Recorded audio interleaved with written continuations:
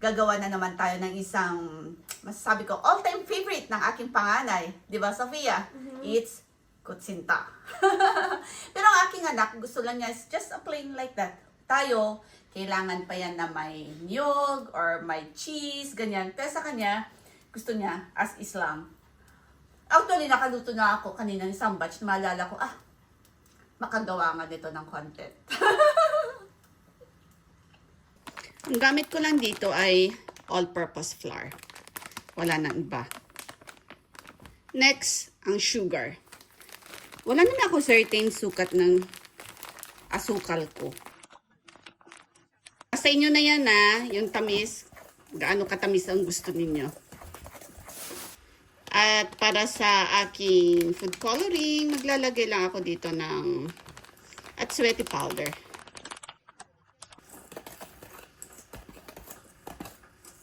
And instead of water, ang gagamitin ko dito ay coconut milk.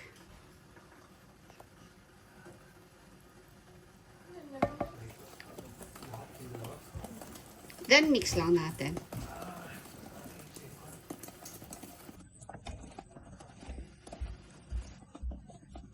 Strain lang natin.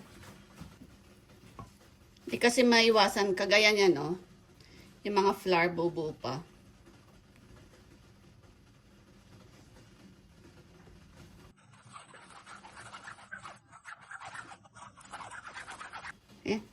Ito lang nagkasya. 3, 7, 10.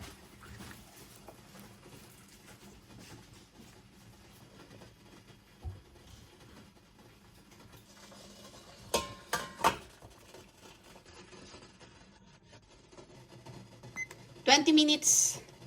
Okay na ito sa tingin ko.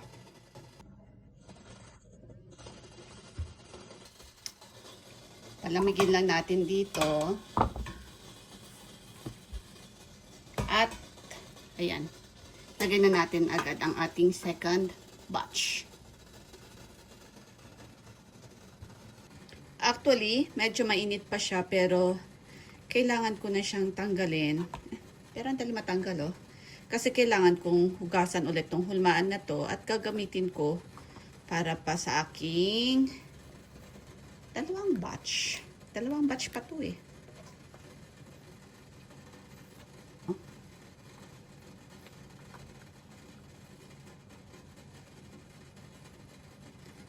Ganda, di ba? Ganda ng pagkaluto.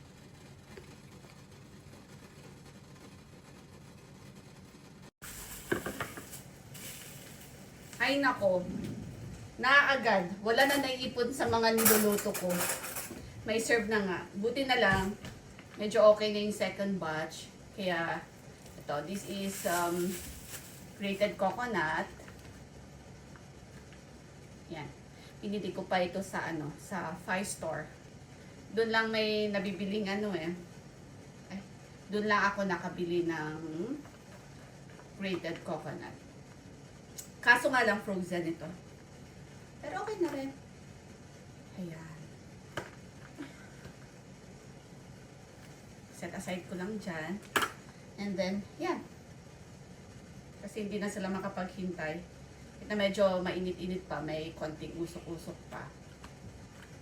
Mai-serve na nga. Ayan. Kasi ngayon lang ulit kasi ako nakapag-luto ng kutsinta.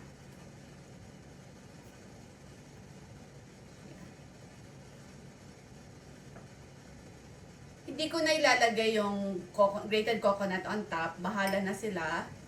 Gaano nila karami gusto. Lalo kay Sophie ko kasi ayaw niya na may ganyan-ganyan. Plain lang talaga kung kainin niya. And ganyan lang. And then,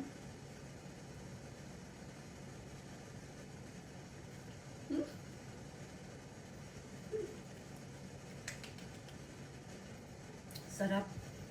Mas iba ang lasa. Tuloy ko na lang ang aking ginagawa. Thank you for watching, guys. Till our next merienda episode.